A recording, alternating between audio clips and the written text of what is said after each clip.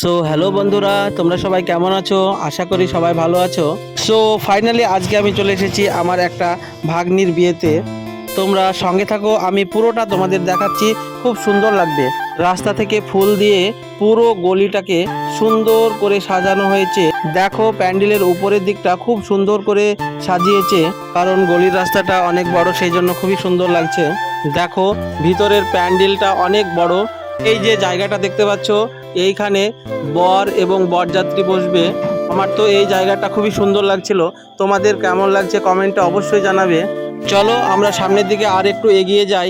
দেখো, এইখানে আবার সবাই একসঙ্গে দাঁড়িয়ে আছে, মামু একটা পোজ দিচ্ছে।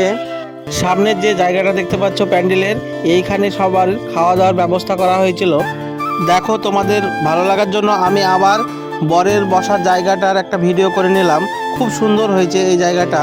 আমরা দুপুরবেলায় সবাই একসঙ্গে খাবার জন্য পাশের প্যান্ডেলে বসে একটু অপেক্ষা করছিলাম। তারপরে খাওয়া দাওয়া সেরে আমি দুপুরবেলায় একটু বাড়ি এসেছিলাম। বাড়ি থেকে গিয়ে দেখি একটা মজার ঘটনা ঘটে গেছে। প্রচণ্ড বৃষ্টিতে প্যান্ডেলে এত কাদা হয়ে গিয়েছিল যে মানুষজন জুতো পায়ে দিয়ে ঠিকঠাক প্যান্ডেলে ঢুকতেই পারছিল না। এই দেখছেন প্রায় প্যান্ডেলে এক হাঁটু জল জমে আছে এখনও। এর মধ্যে মাশরুমকে আমি দেখতে পাচ্ছি যে প্যান্ডেলে বসেও খাওয়া দাওয়া করছে।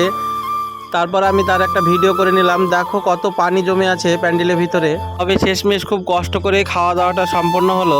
ফাইনালি আমরা বিয়ের শেষ মুহূর্তে এসে উপস্থিত হয়েছি। দেখো, এইখানে বর এবং বউ একসঙ্গে রয়েছে, তাদেরকে একসঙ্গে বিদায় করা হবে। পরের দিন আমরা সবাই মিলে একসঙ্গে কন্যাযাত্রীতে গিয়েছিলাম। ওইখানে আমি একটা ভিডিও করে নিলাম। এই দেখো, এইটা হচ্ছে বরের বাড়ি। ওদের বাড়ির পাশেই আমাদের বসার জন্য প্যান্ডেলের ব্যবস্থা করেছিল। আমরা সেই প্যান্ডেলে খাওয়া দাওয়া সেরে নিলাম।